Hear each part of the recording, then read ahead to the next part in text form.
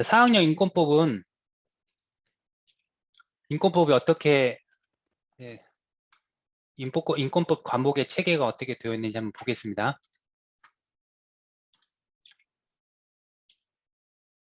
결론부터 말씀드리면 인권법은 모든 각 장에서 다 골고루 나오더라고요. 기출 문제가. 물론 지금 인권법이 이 교재가 2020년에 바뀌었거든요. 그런데 이제 이 바뀐 교재는 그러니까 우리가 시험을 한 번도 안 본 거죠. 2019년도까지는 기말을 시험 봤는데 2020년도에 이게 바뀌면서 코로나랑 맞물리면서 교재가 바뀌면서 시험을 한 번도 안 봤기 때문에 솔직히 그 기출에 대한 정보는 없습니다. 그 전 거를 이제 참고를 해야 되지만 바뀐 교재에 대한 기출은 없고요. 제가 한번 여기 우리가 어떤 내용이 바뀌었냐면은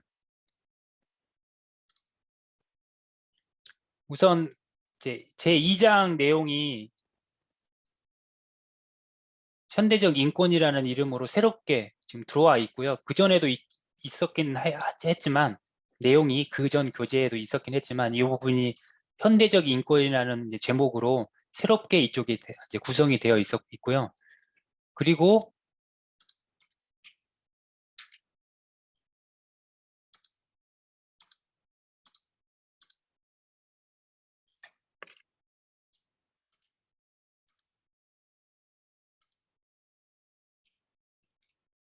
새롭게 또 추가가 된 게 이쪽에 과거 청산과 인권, 이건 아예 없는 내용이 새로운 내용이 들어온 겁니다. 요거는 8장 과거 청산과 인권, 그리고 이 정보통신 기술의 발전과 인권, 이것도 전혀 없던 내용이 새롭게 추가가 된 내용입니다. 다시 정리하면 현대적 인권, 그리고 과거 청산과 인권, 또 정보통신 기술의 발전과 인권, 이 부분은 우리 교재에서 기존에 없던 내용이 새롭게 추가가 된 내용, 현대적 인권은 있었지만 새롭게 개편된 내용, 이렇게 보시면 되고요. 아마 그래서 이 추가된 내용에서는 뭐 반드시 시험 문제 나올 것 같고요. 그 전에 기출을 쭉 봐도 이 15강 전체가 골고루 기출이 나왔기 때문에 어느 것 하나 다 빠짐없이 보셔야 되지만 제일 그나마 많이 나왔던 건 여기 자유권이랑 인권의 국제 보장과 국제 인권 기준, 이 부분이 그나마 조금 더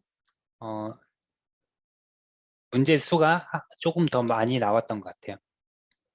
자, 인권법이 어떻게 구성이 되어 있냐면 인권의 개념에 대해서 나옵니다. 첫 번째, 모든 학문이 우리 법학 배우는 게 항상 의의나 개념, 정의부터 나오죠. 그래서 인권이라는 게 의미가 무엇인지, 그리고 그 인권이 어떻게 진행이 되어 왔는지. 인권은 이제 우리가 항상 아시는 것처럼 이제 유럽에서 먼저 시작했죠. 예.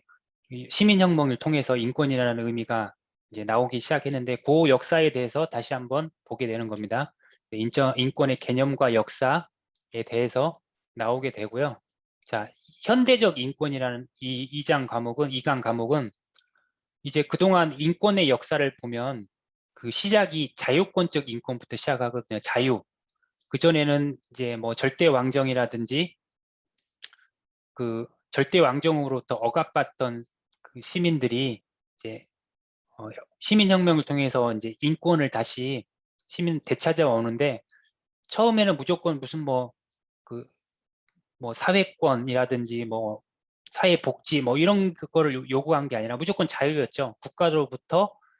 국가의 간섭을 그냥 무조건 배제하는 인권의 역사가 자유권부터 시작됐는데 그 뒤로는 인권이라는 게 처음부터 모든 걸 다 획득한 게 아니라 하나씩 우리가 점점 인권을 확장시켜 온 개념이었죠. 그래서 첫 번째는 이제 자유권에 대한 것부터, 그 다음부터 이제 뭐 참정권 이런 것부터 시작해서 그 다음에 이제 사회권이라고 뭐 행복 추구권이라든지 또는 교육이라든지 또 건강이라든지 이런 국가가 적극적으로 해주는, 자유권은 국가로부터 간섭을 완벽하게 배제하는 소극적인 그런 면이 있다면 사회권은 적극적으로 국가가 개입해서 인간에 대한 국민들한테 뭘 해주길 원하는 그런 인권이죠. 그래서 인권을 크게 세 가지로 그 단계를 구분하면 1세대는 자유권적, 2세대는 이제 사회권, 이제 3세대가 바로 이제 현대적 인권인데요. 달리 말하면 이제 연대권이라고 합니다. 연대. 그러니까 개인에 대한 문제가 아니라 연대, 서로 집단적으로 나만 잘 인권을 누리는 게 아니라 서로 약자들끼리 연대해서 집단을 이루어서 이제 인권을 누리자는 그런 의미의 이제 인권이라고 할 수 있는데요. 이 현대적 인권에 어떤 게 들어있느냐, 이제 요게 이제 2장의 내용이고요. 보면은 뭐 평화권, 이제 평화를 추구할 권리죠. 또 발전권, 경제적 발전뿐만 아니라 그 외에 삶의 발전 이런 것까지 모두 포함입니다. 환경권, 이제 환경이 마찬가지로 우리가 인권에 이제 영향을 많이 미치고요. 이 환경이라는 건 어떤 개인에 대한 뿐만 아니라 모든 사람들이 다 관련이 되어 있는 거죠.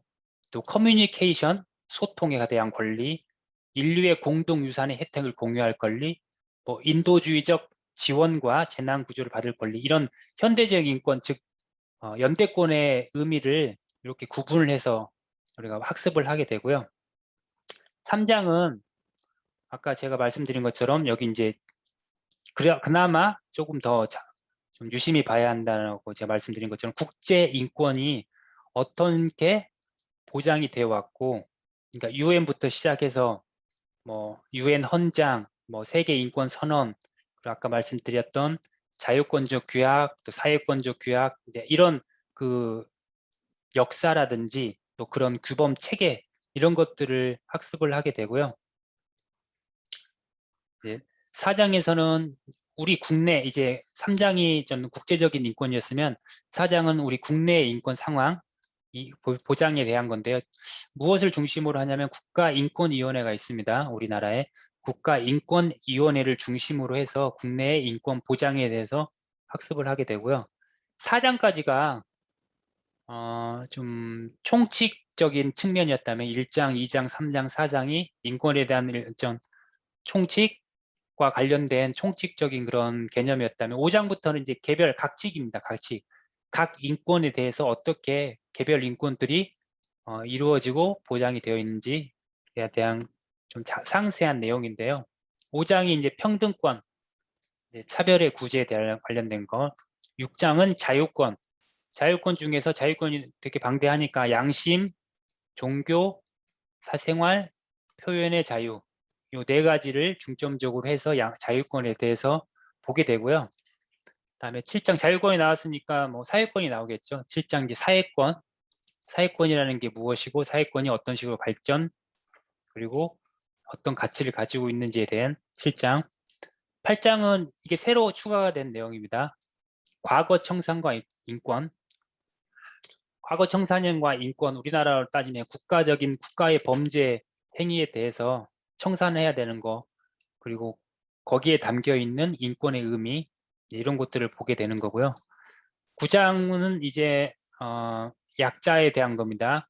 9장은 아동의 인권, 10장은 예전에는 이제 여성의 인권이었는데 이제는 여성이 아니라 조금 더 넓은 의미의 이제 젠더라는 그 용어를 쓰거든요. 어떤 생물학적인 성의 개념이 아니라 어떤 사회적인 성의 개념인 젠더. 그래서 9장 아동, 여성이 아니라 젠더, 그다음에 장애인, 그다음에 이주와 인권은 이제 우리 이주 노동자 또는 난민들, 거기에 관련된 거.